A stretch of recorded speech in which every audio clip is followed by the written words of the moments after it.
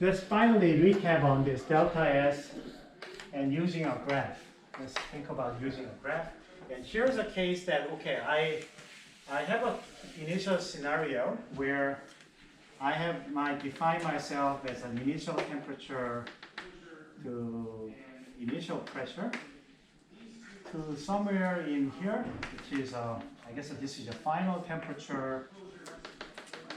That's a final pressure. So I'm using the pressure and the temperature as my choice for the diagram. And all I need to say to you here is initial pressure, initial temperature, and system was changed to final pressure, final temperature. And can you calculate what is a delta S? And that statement itself is complete. I just need to know how many moles of gases should be there and stuff like that. But this one is still. So what I mean is, I like to draw this kind of meandering diagram.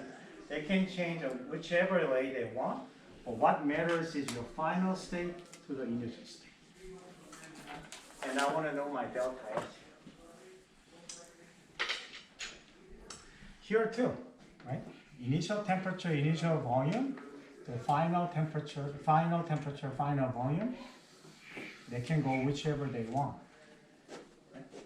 And then now we have to kind of redesignate this process for delta S, because I don't know how the process is going to happen this way.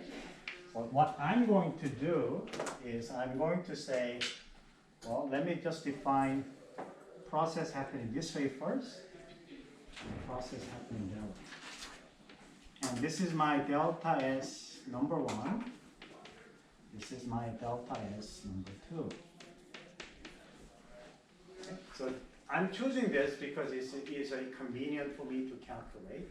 And one thing that I do know is delta S for these changes is delta S1, delta S2. So I just have to sum them together, and I have to deal with each component separately. So what is this process do you call it? You're keeping pressure constant, right? And you're changing the temperature.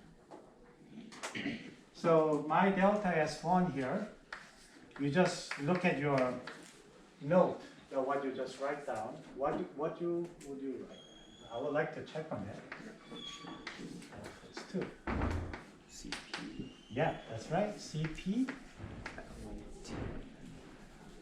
Natural log TF initial, right? So that's my first segment, first leg of the change. What about my second portion?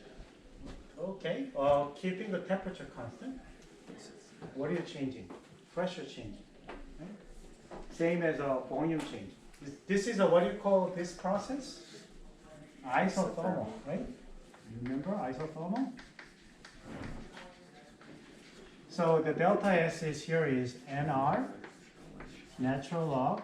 I think the one that you are familiar with this, but because my notation was using the pressure, I am going to switch this one to initial pressure to my final pressure. So that's the one. Because of final volume, initial volume ratio is the initial pressure, final pressure. Okay? There's a P times V is constant for isothermal process. So I want to use the notation that was given in the diagram here. And all I need to do is having these two together, and that is going to be your delta S.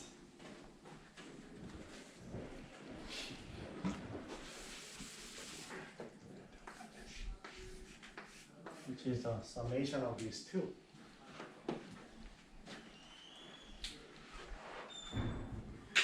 So somebody will say, "Oh, why are you doing this? Can I do this way?"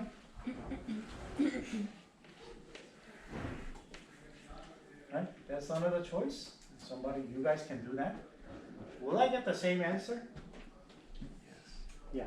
Think about it. This is an isothermal pressure change, which is now that one, right? What about the constant pressure temperature change? That's the one. There is no pressure dependent term itself as it is. There's no temperature dependent term as it is. So regardless whether you take the white chalk route or the orange chalk route, you will get the same answer. Same here. So let's do this one. Let's do that.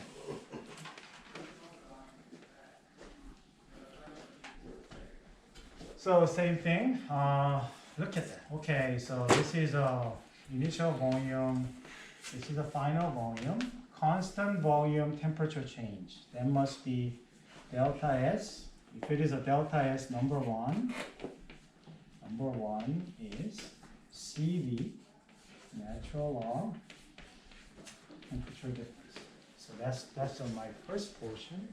And the second portion, which is keeping the temperature constant at final temperature here, but the volume changes here, so therefore this is a delta S number 2 is NR, natural log, final.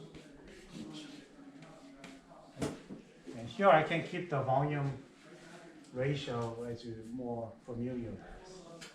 So it just has to add them together. That is my total.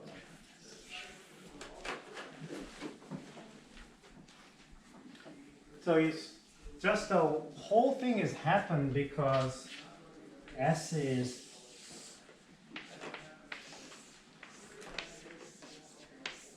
state function, right? So it doesn't matter how the changes happen. If I know my final state and initial state, I just have to redefine the process that is more convenient for me that I can predict.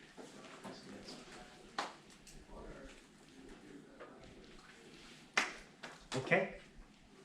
Any questions?